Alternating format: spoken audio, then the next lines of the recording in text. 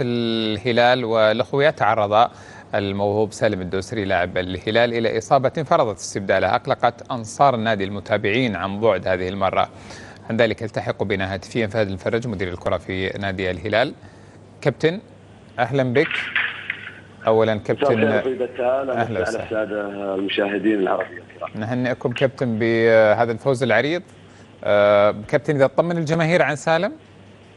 أول شيء بسم الله الرحمن الرحيم، أحب أبارك جمهور نادي الهلال وجمهور المملكة العربية السعودية بحكم أن احنا الممثل الوحيد على هذا الانتصار اللي كان مستحق بالنسبة لنا.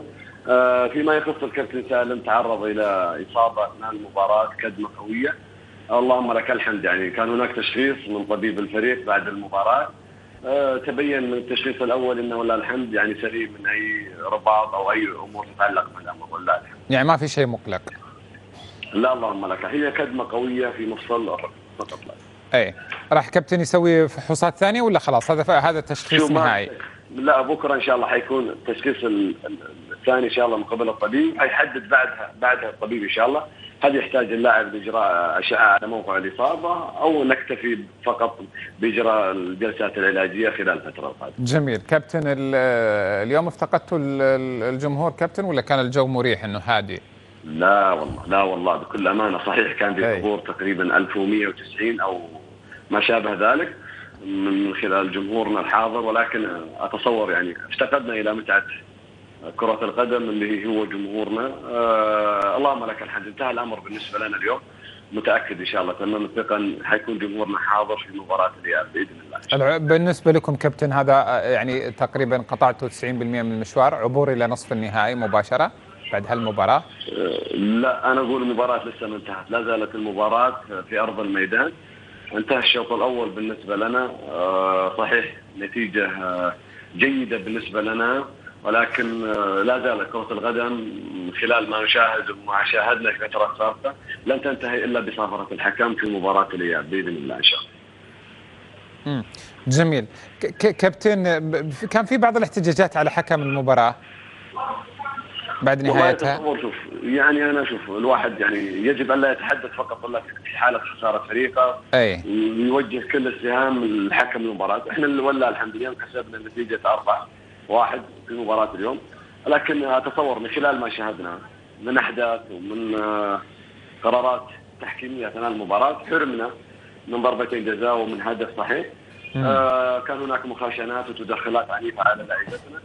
اتصور لا زال يعني التحكيم بالنسبه لنا في البطوله الاسيويه مؤرق، ولكن ولله الحمد عندنا المناعه من خلال موسمنا الماضي ولعبنا على الفاينل وما تعرضنا له، اصبح ولله الحمد عند لاعبتنا المناعه اللي باذن الله يتجاوزون كل الظروف اللي تواجههم في المباريات القادمه باذن الله. تسربت بعض الانباء كابتن انكم راح تسجلون بس موقف تجاه حكم المباراه؟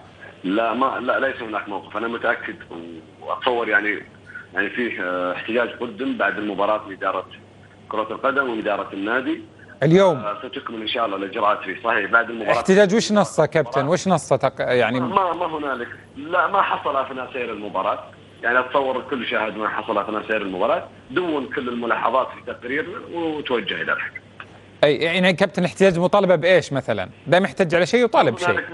ما احنا نطالب فقط بالإنصاف فقط لا غير، ما نطالب بعودة ضربة الجزاء ولا احتساب الهدف، لأن أمامنا مباراة إياب وبإذن الله إن شاء الله حيكون أمامنا إن شاء الله بإذن الله دور نصف النهائي. أتصور يعني لعنة التحكيم ما أبغى أسميها بهاللغة، ولكن أتصور القرارات اللي يعني بكل أمانة تحسب أو تدار في مبارياتنا شيء يعني يجب أن نتوقف عنده ويجب أن نسجل موقف لجل ناخذ حق. جميل. بماذا تفسرها أنت كابتن؟ إذا كنت تراها أنها مجحفة. يعني خلنا نتساعد في الإجابة. يعني تفسرها سوء في التحكيم الآسيوي وأنه يحتاج إلى تطوير وحكام يحتاجون إلى تطوير، أو أنه في استقصاد للأندية السعودية وللهلال تحديدا؟ لا شوف بأمانة يعني بكل أمانة يعني اليوم سربنا من الجمهور. أتصور كثير يعني ما في شك أن هناك كان في عقوبة. ما له دخل حكم اليوم في هذا الموضوع. لا أتصور مراقب المباراة كان له دور، ومراقب المباراة جزء من التحكيم. يعني دائما ما تؤخذ يعني ما يفعل او ما يحصل اثناء مبارياتنا باتجاه عكسي. احنا اليوم مباراه اليوم صحيح ان حصلنا بالنهج، ولكن ما تعرضنا له في المباراه من القرارات التحكيميه يجب ان يتوقف. يجب المسؤولين يعني الا يغفلوا هالامر هذا بالنسبه لنا، يعني هالتحكيم تطور اليوم لو حسبت بالنسبه لنا 6 أو 5 انتهت المباراه حتكون اكثر راحه بالنسبه لنا. صحيح. اليوم انتهت المباراه بالنسبه لنا، كل شيء توقف مع نهايه المباراه.